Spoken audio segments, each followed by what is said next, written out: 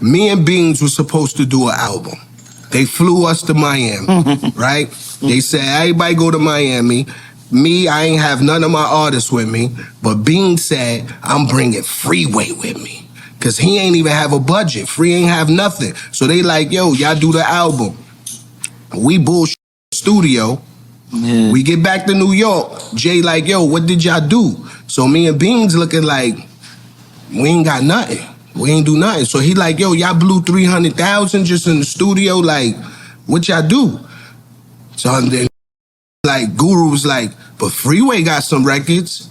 And my nigga Free, you came with the 2 monster records, bro. Alright, today we got a crazy one.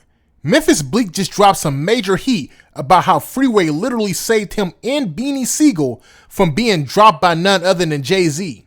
You won't believe how it all went down. I'm going to tell you exactly how Freeway came through with the hit records that kept Bleek and Beans in the game. But before we get into that, let me set the scene for y'all. So it all starts in 2002. Bleek and Beans are flown out to Miami to record their albums. Sounds like the perfect setup, right? But things didn't go exactly as planned.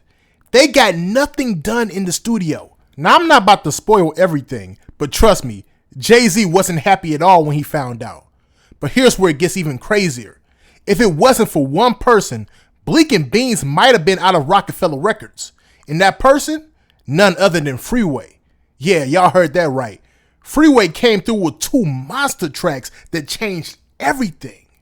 But don't just take my word for it. I'm about to play the clip where Bleek himself breaks it all the way down.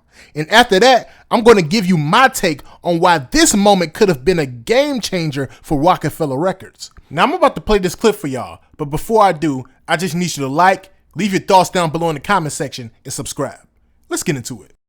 But then we got to fast forward to me and Beans was supposed to do an album. They flew us to Miami, right? They said, everybody go to Miami. Me, I ain't have none of my artists with me, but Beans said, I'm bringing Freeway with me. Cause he ain't even have a budget. Free ain't have nothing. So they like, yo, y'all do the album. We bullshitting in the studio. Yeah. We get back to New York. Jay like, yo, what did y'all do? So me and Beans looking like, we ain't got nothing. We ain't do nothing. So he like, yo, y'all blew 300,000 just in the studio. Like, what y'all do? So then niggas like, Guru was like, but Freeway got some records.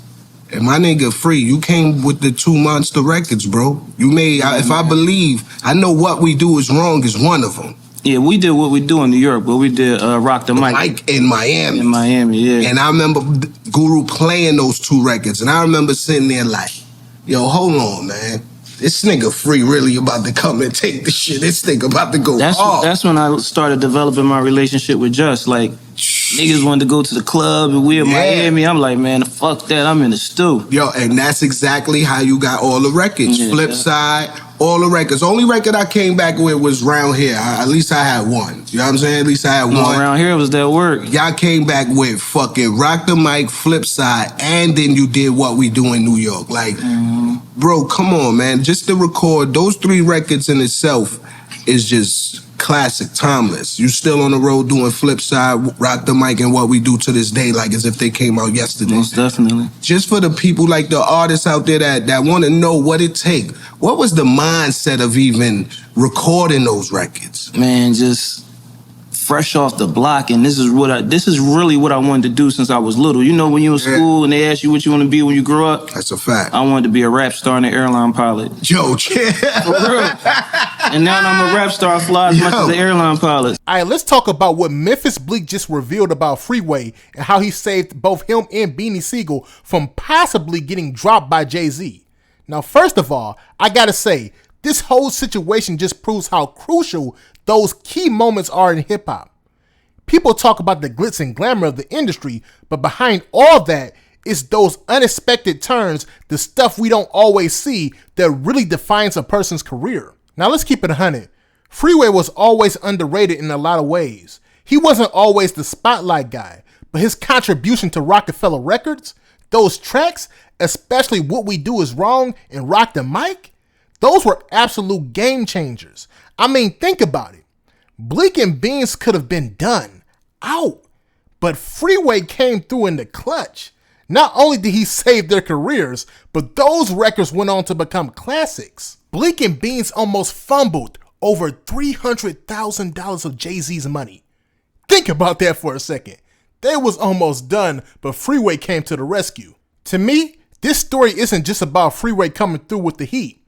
It's about the power of collaboration. Jay-Z, Beans, Bleek, Freeway, each one of them brought something unique to the table. And when you have that kind of chemistry in the studio, magic happens. Yeah, it could have all fallen apart, but instead, it turns into something timeless. And you know what? That's what makes Roc-A-Fella's legacy so special. They had a roster full of artists who brought their own flavor, and that diversity is what made them stand out. Now, as far as Bleek and Beans, look, there's no denying they've had their ups and downs in the game. But in moments like these, we see how important it is to have a team that's got your back. Freeway didn't have to come through with those monster tracks, but he did. And for that, we gotta respect him even more. He's not just a feature artist. He's a key part of that Roc-A-Fella history that doesn't always get talked about. And for all the artists out there, take notes. It's not just about what you do alone. Sometimes it's about what you bring to the table when it matters most. Freeway didn't have the budget. He didn't have the big name yet, but he had the skills to change the course of history. That's something we all can learn from. So yeah, shout out to Freeway for coming through in the clutch. And shout out to Bleek and Beans for staying in the game when it looked like things were about to go south. This is one of those unsung moments in hip-hop history that doesn't always get the credit it deserves. But today, we're giving it all the shine.